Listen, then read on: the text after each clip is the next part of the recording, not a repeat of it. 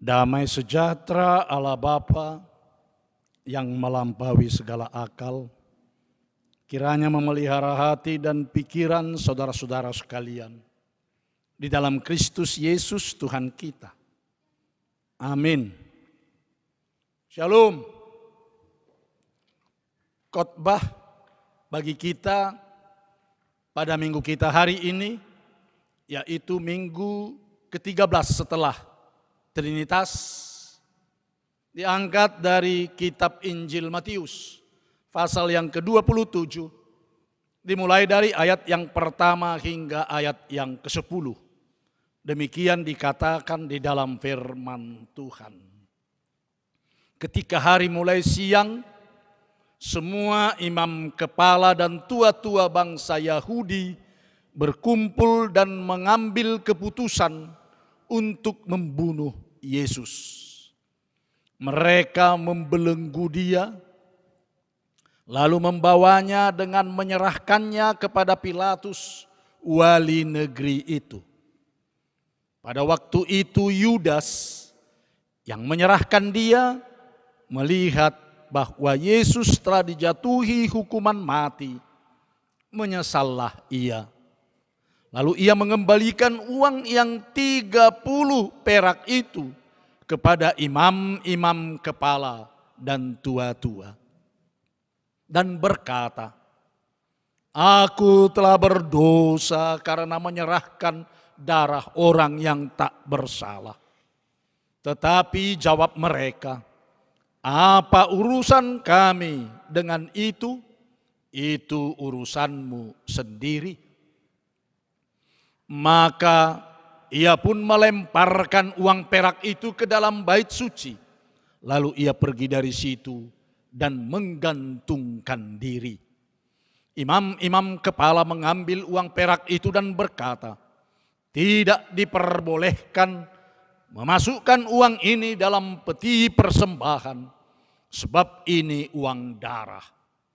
Sesudah berunding, mereka membeli dengan uang itu tanah yang disebut tanah tukang periuk untuk dijadikan tempat pekuburan orang asing. Itulah sebabnya tanah itu sampai pada hari ini disebut tanah darah. Dengan demikian, genaplah firman yang disampaikan oleh Nabi Yeremia.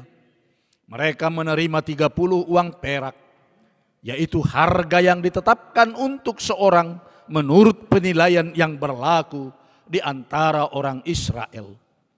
Dan mereka memberikan uang itu untuk tanah tukang periuk, seperti yang dipesankan Tuhan kepada aku.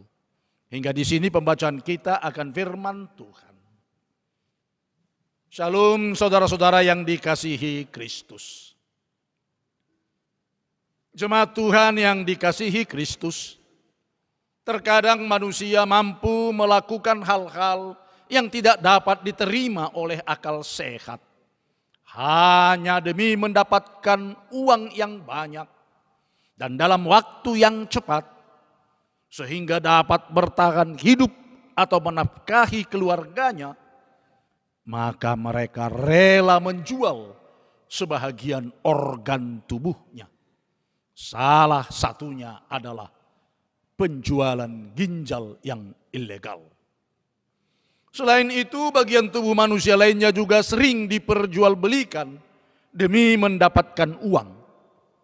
Biasanya manusia yang telah meninggal atau manusia yang berada di dalam perbudakan yang tidak dapat menolak ataupun membela diri sering menjadi korban tindakan seperti ini. Dan tindakan seperti ini dapat disebut sebagai human trafficking atau perdagangan manusia. Apa yang dimaksud dengan human trafficking atau perdagangan manusia?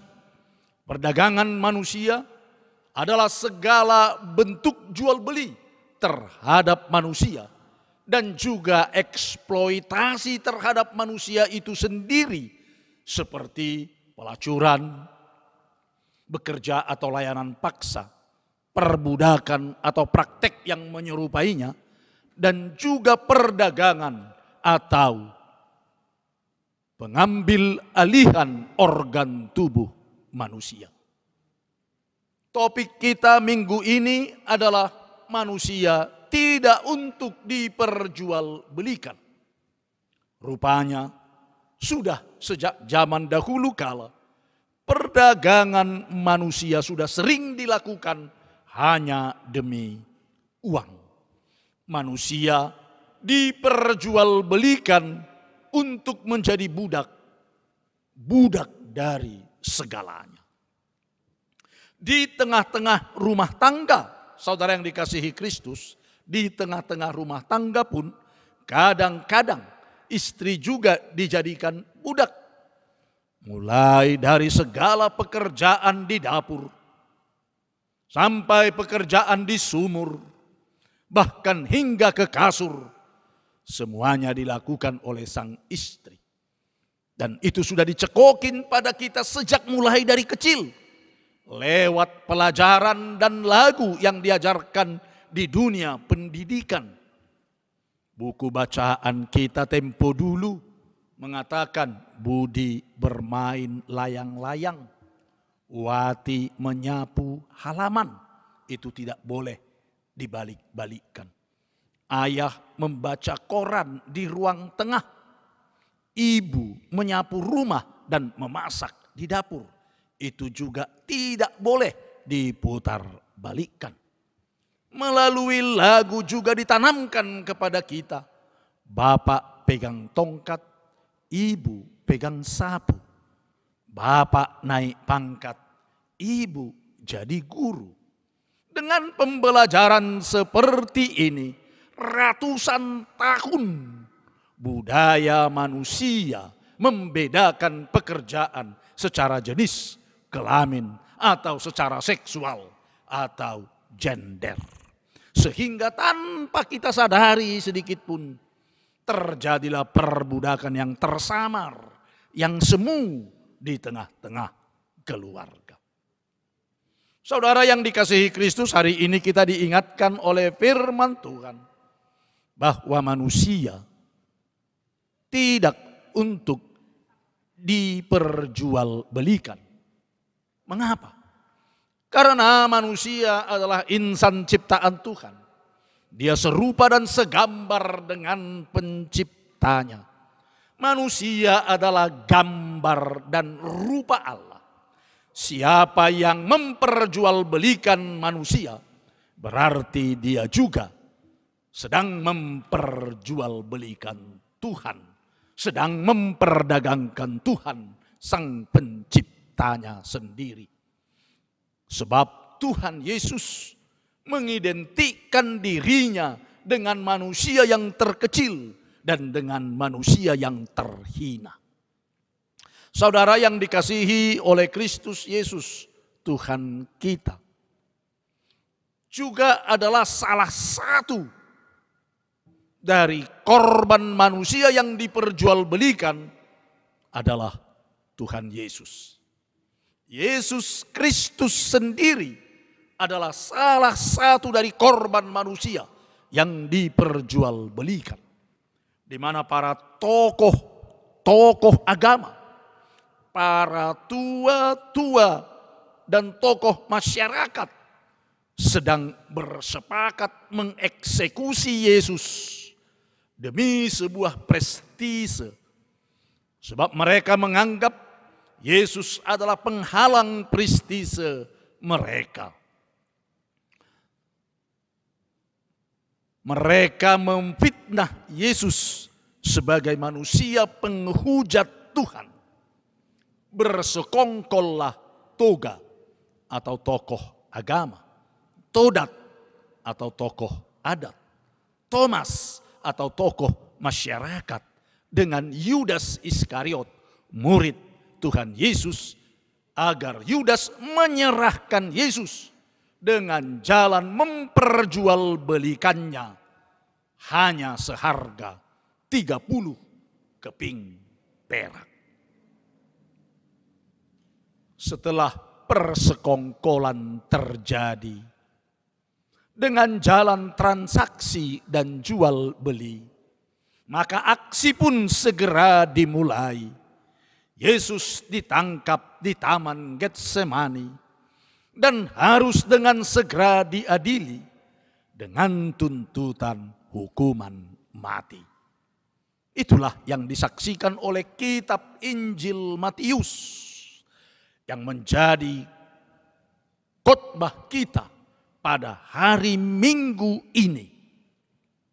Ketika hari mulai siang, semua imam kepala dan tua-tua bangsa Yahudi berkumpul dan mengambil keputusan untuk membunuh Yesus. Mereka membelenggu dia, lalu membawanya dan menyerahkannya kepada Pilatus, wali negeri itu.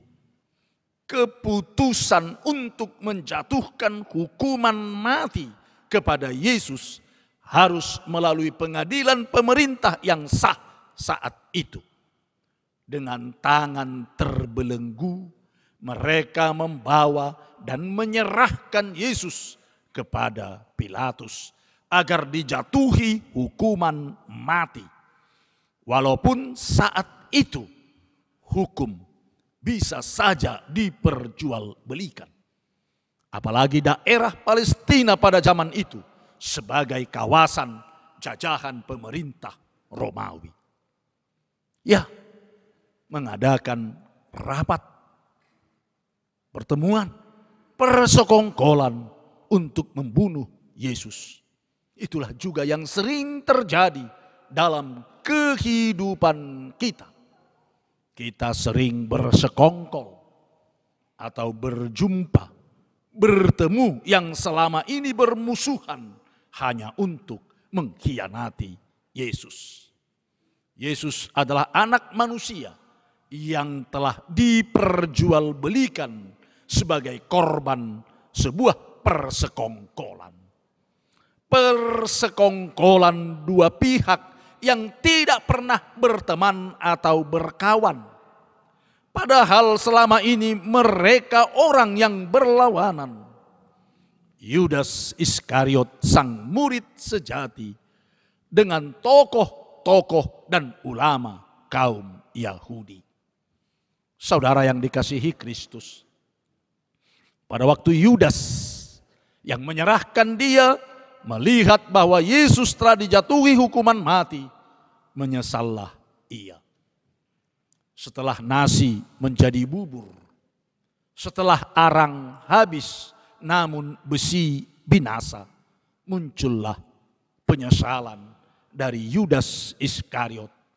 Penyesalan yang tidak ada lagi faedahnya. Ada peribahasa yang mengatakan, pikir dahulu pendapatan, sesal kemudian tidak berguna. Dan itulah yang terjadi pada Yudas sang pengkhianat.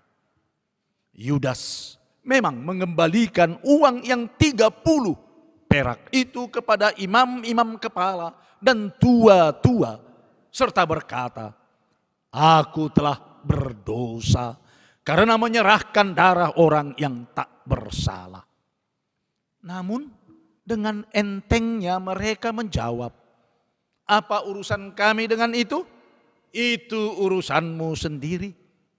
Dengan pongahnya mereka bernarasi, emangnya gua pikiri itu urusan lo sendiri. Begitulah ketika membara rasa benci dan hati nurani si pembenci telah mati, sedikit pun tidak akan ada rasa sesal diri. Yang tersisa hanya rencana untuk membantai. Yudas Iskariot pun membunuh dirinya. 30 keping perak bagi dirinya tiada berguna. Para ulama menyatakan sebagai uang darah, haram untuk dijadikan persembahan di bait Allah. Jika uang hasil persekongkolan jual beli Yesus adalah uang darah, mengapa perbuatan mereka justru tidak mereka anggap sebagai perbuatan angkara murka? Saudaraku yang dikasihi Kristus Yesus Tuhan kita, demikian kejamnya jika manusia diperjualbelikan. Padahal manusia adalah insan ciptaan Tuhan Allah. Dan manusia diciptakan Tuhan dengan dilahirkan ke dunia ini bukanlah untuk diperjualbelikan. Tuhan Yesus Kristus adalah salah satu dari korban anak manusia yang diperjualbelikan. Kiranya jangan ada lagi seorang pun manusia menjadi korban yang diperjualbelikan.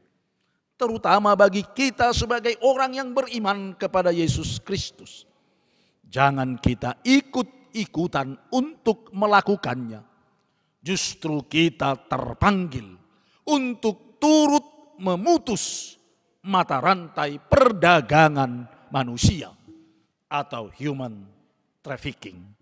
Karena manusia tidak untuk diperjualbelikan. Amin.